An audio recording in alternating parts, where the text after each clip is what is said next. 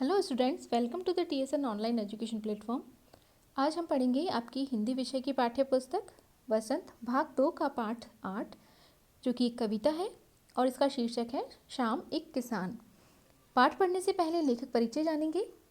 इस कविता के कवि या लेखक हैं सर्वेश्वर दयाल सक्सेना जी। सर्वेश्वर दयाल सक्सेना का जन्म सन 1927 में उत्तर प्रदेश के बस्ती नामक जिले में हुआ था।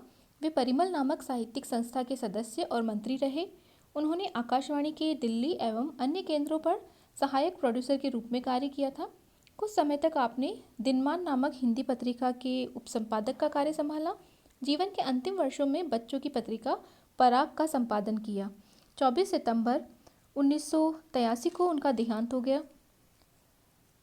सर्वेश्वर दयाल सक्सेना जी की भाषा शैली यानी जो लिखने का तरीका था, उन्हें किस तरह की रचनाएं वे करते थे, तो सर्वेश्वर दयाल सक्सेना जी की अपनी चित्रमयी शैली के लिए विख्यात है। यानी कि जो कविताएं वे लिखते थे, उनको पढ़ने से सुनने से ऐसा लगता था कि जो परिदृश्य जिसके बारे में वे लिख रहे हैं वे हमारी आंखों के सामने उपस्थित हो गया और बिल्कुल वैसा ही हमें महसूस होने लगता था।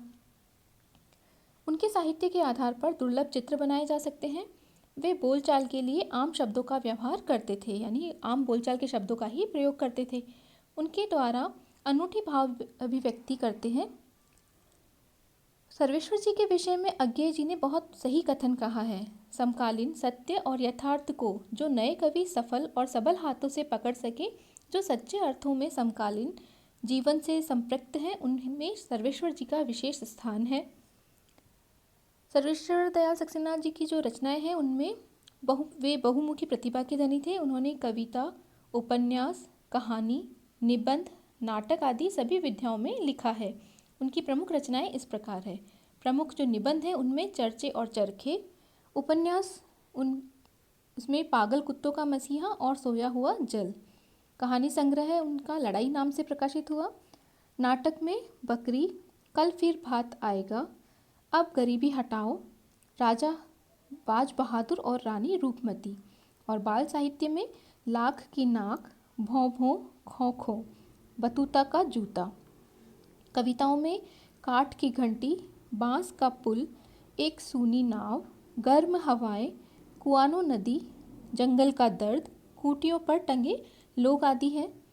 खूंटियों पर टंगे लोग पर उन्हें जो सर्वेश्वर दयाल सक्सेना जी हैं उन्हें साहित्य अकादमी से पुरस्कृत भी किया गया था।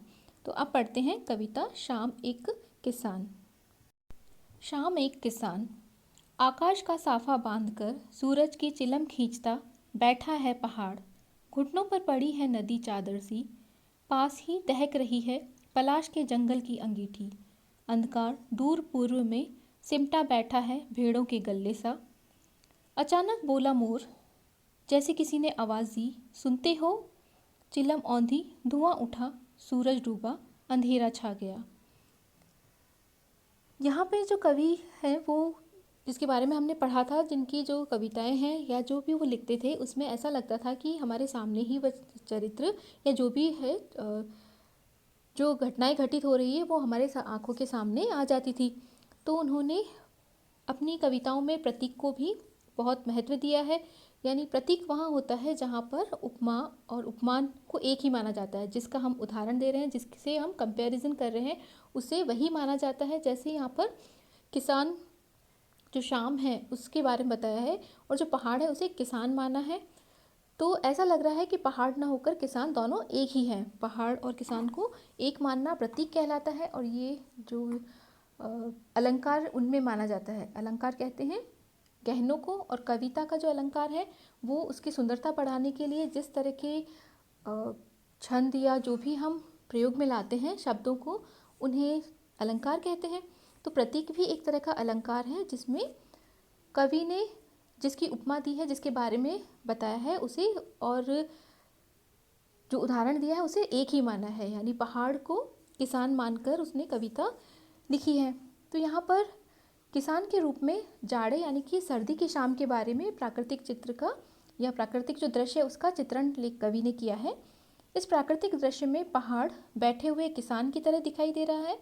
आकाश उसके सिर पर बंधे साफे के समान है।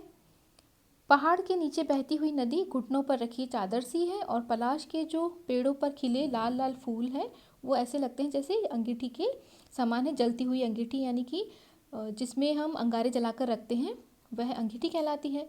पूर्व क्षितिज पर घना होता अंधकार झुंड में बैठी भीड़ों जैसा और पश्चिम दिशा में डूबता सूरज चिलम पर सुलगती आग की भांति दिख रहा है। ये पूरा दृश्य शांत है। अचानक से मोर बोल उठता है, मानो जैसे किसी ने आवाज़ लगाई हो, सुनते हो। इसके बाद ये दृश्य घटना में बदल जाता है, परिवर्तन हो जाता है इस घटना में, और चिलम उलट जाती है, आग बुझ जाती है और उसकी वजह से धुआं उठ रहा हो ऐसा लगता है। सूरज डूब जाता है, शाम ढल जाती है और रात का अंधेरा छा जाता है। तो ये तो इस कविता के बारे में था। अब इसे वापस से हम भावार्थ इसका समझते हैं कि आकाश का साफा बांधकर सूरज की चिलम खींचता बैठा है पहाड़, घुटनों पर पड़ी है नदी चादर सी, पास ही दहक रही है पलाश के जंगल की अंगीठी, अंधकार दूर पूर्व में सिमटा बैठा है भेड़ों के गल्ले सा। साफा कहते हैं बड़े आकार की पगड़ी। चिलम एक प्रकार का मिट्टी या धातु का बना कटोरी जैसा पात्र होता है, जिससे जो बुजुर्ग लोग हैं अधिकतर उनके पास ही मिलता है, वो उससे तंबाकू वगैरह डालकर उसका नशा करते हैं, धूम्रपान करते हैं, उसमें प्रयोग में लाया जाता है। पलाश एक तरह का फूल होता है जिसे टेसू भी कहते हैं, उस पर नारंगी रंग के फूल आते हैं। अंगीठी जिसमें आग जलाई जाती है, अंगारे जलते हुए अंगारे उसमें रखे जाते हैं। भेड़ों के गल्ले सा, यानी कि भेड़ों का जो झुंड है, जो कि काले रंग की भेड़ें हैं, उन भेड़ों के झुंड को गल्ला कहा जाता है। तो यहाँ पर लेखक जो दृश्य की कल्पना कर रहे हैं उसमें सर्दी की एक शाम है, जो पहाड़ उनके सामने होगा, उसे देखते हुए वे कहते हैं कि पहाड़ और उसके ऊपर जो बादल हैं वो ऐसे लग रहे हैं कि पहाड़ है जो एक किसान है और शाम को थका हारा वो आकर बैठा है, और जो बादल है उसके सिर पर ऐसे लग रहे हैं जैसे उसने पगड़ी बांध रखी है, और जो डूबता हुआ सूरज है वो ऐसा लग रहा है कि वो जो किसान है वो चिलम पी रहा है और अंगीठी भी जल रही है उसके पास में, यानी जो जंगल है पहाड़ के पास पलाश के पेड़ों का, उसके नारंगी फूल ऐसे लग रहे हैं जैसे कि बहुत सारे अंगारे जल रहे हैं। यानी उसने, क्योंकि सर्दी है तो उसने अपने पास में अंगीठी भी जला कर रखी है, और सूरज की जो चिलम है वो पी रहा है उसको। और जब हम देखते हैं कि सूर्य जब उदय होता है तो पूर्व में उदय होता है, और अस्त होने के समय पश्चिम दिशा में चला जाता है, तो पूर्व दिशा से अंधेरा बढ़ने लगता है, जो कि पश्चिम में जब सूरज अस्त होता है तो बहुत ज़्यादा बढ़ जाता है। तो इसीलिए लेखक कहते हैं कि पूर्व दिशा में जो भेड़ें हैं उनके समान, भेड़ों का जो काली रंग की भेड़ों के समान जो काला काला सा झुंड दिखता है, जो बादल उस समय है, या वे ऐसे लग रहे हैं कि वहाँ पर काली भेड़ें इकट्ठी होकर शाम को इकट्ठी होकर बैठी हैं, क्योंकि उनका जो मालिक है किसान है वो भी थक कर बैठा हुआ है। तो उन भेड़ों के झुंड के समान वो अंधेरा लग रहा है वहाँ पर धीरे धीरे जो बढ़ता जा रहा है, और जो नदी वहाँ पर बह रही है पहाड़ों से निकलती हुई, वो इस तरह लग रही है कि जैसे जो किसान है उसने अपने घुटनों पर चादर फैला रखी है सर्दी से बचने के लिए। तो इस प्रकार एक ऐसे दृश्य की कल्पना कवि ने की है कि एक किसान थक हार कर बैठा है और वह चिलम पी रहा है, और उसके पाँव पर चादर रखी है और उसके पास ही उसकी अंगीठी जल रही है, और दूसरी तरफ पूर्व दिशा में बहुत सी भेड़ों का झुंड बैठा है जो काले रंग की है। यानी कि इसमें कवि ने उस दृश्य को हमारे सामने उपस्थित किया है जैसा वे देख रहे थे, और उसको मानवीय रूप दिया है, यानी जो निर्जीव है उन्हें भी मानवीय रूप बताकर हमारे सामने उपस्थित किया है। अगला, अचानक मोर बोला जैसे किसी ने आवाज़ दी, सुनते हो, चिलम औंधी, धुआं उठा, सूरज डूबा, अंधेरा छा गया। अचानक से जब सब कुछ शांत होता है तो कोई भी पशु पक्षी बोलते हैं तो उसकी आवाज़ भी बहुत तेज़ गूंजती है। तो उस शांत वातावरण में अचानक से मोर की आवाज़ आई।